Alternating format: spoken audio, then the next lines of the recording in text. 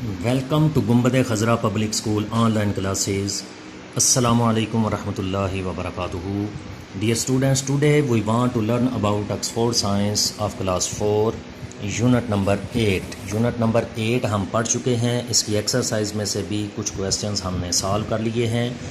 अगर आपने previous lectures attend नहीं किए तो हमारा channel online classes GPS subscribe कीजिए। इसकी प्लेलिस्ट में जाके प्रीवियस लेक्चर्स भी ज़रूर अटेंड कर लीजिए। आज हम इसका डी पार्ट ये पढ़ना चाह रहे हैं, answer the following questions. In questions के आंसर दीजिए। फर्स्ट क्वेश्चन है define the following terms giving example of each. Her term की आप डेफिनेशन और कोई एग्जांपल दें। फर्स्ट नंबर पे सल्यूट। तो सल्यूट क्या होता है? तो चैप्टर में आपने पढ़ा है कि जब दो या दो से ज़्यादा चीज़ों को डिज़ोल्व करके सलूशन बनाया जाए तो जो एक चीज़ दूसरी में हल होती है, जो थोड़ी मिकदार में होती है उसे सल्यूट, और जो ज़्यादा मिकदार में उसको सॉल्वेंट कहते हैं। इसकी डेफिनेशन लिखने के लिए आप चैप्टर के अंदर से या इस एक्सरसाइज में से ही बेशक लिख लीजिए। तो ये चौथे नंबर पे, फोर्थ नंबर पे जो फिल इन द ब्लैंक्स है। If a substance dissolves in another substance it is called solute. ये सल्यूट कहलाएगी, एक चीज़ जो दूसरी में हल हो रही है। ये सल्यूट की डेफिनेशन। और एग्जांपल आप अगर दें तो आप आगे लिखें for example when sugar is dissolved in water. When sugar is dissolved in water then sugar is the solute. जब शुगर को पानी में हल करके सलूशन बनाया जाए तो उस वक्त शुगर जो है ये सल्यूट होता है। फिर सॉल्वेंट की डेफिनेशन हमने बतानी है, वो भी इधर से लिखना चाहिए, इधर से ही लिख लें। ये फिफ्थ नंबर पे जो फिल इन द ब्लैंक्स है ये इसका आंसर बनेगा। If a substance does not dissolve,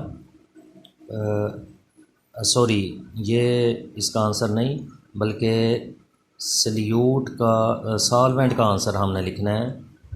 तो सॉल्वेंट के लिए आप इसी के अंदर से लिखना चाहें तो भी लिख सकते हैं, या चैप्टर के अंदर से वहाँ से लिख लेते हैं। इस टेबल के अंदर भी वैसे ये सॉल्वेंट का मौजूद है। लास्ट नंबर पे जो है ये टेबल के अंदर से लिख लें, फिल इन द ब्लैंक्स में से नहीं बल्कि टेबल के अंदर से लिख लें।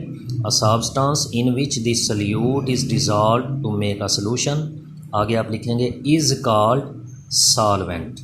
Is called solvent. ऐसी सब्सटेंस जिसके अंदर कोई सल्यूट हल होता है उसको कहते हैं सॉल्वेंट। एग्जाम्पल वही आप सल्यूट वाली इसमें भी लिख सकते हैं। When sugar is dissolved in water to make a solution then water is the solvent. जब शुगर को पानी के अंदर हल किया जाता है एक सॉल्यूशन बनाने के लिए तो उस वक्त वाटर जो होता है वो सॉल्वेंट होता है। फिर सॉल्युबल की डेफिनेशन लिखनी है कि सॉल्युबल हल पजीर ये क्या होता है। इसका भी आंसर आप टेबल के अंदर से भी लिख सकते हैं। ये थर्ड नंबर पे जो है a substance which can dissolve into another substance, आगे आप लिखेंगे is called soluble. Is called soluble. ऐसी सब्सटेंस जो दूसरी में डिज़ोल्व हो सकती है उसको सॉल्युबल कहते हैं, हल पजीर कहते हैं। एग्जाम्पल आप वही शुगर वाली लिख लें या साल्ट वाली लिख लें कि a solution of sugar and water, या solution of salt and water, या solution of orange powder and water. इस तरह कोई भी एग्जांपल लिखी जा सकती है, ये सारे आपस में हल पजीर हैं। इसी तरह फिर इनसॉल्युबल की डेफिनेशन पूछी गई है। इनसॉल्युबल की डेफिनेशन के लिए ये last fill in the blanks जो है ये इनसॉल्युबल है। If a substance does not dissolve in another substance is called insoluble. अगर एक सब्सटेंस दूसरी में हल नहीं होती तो उसको इनसॉल्युबल कहते हैं।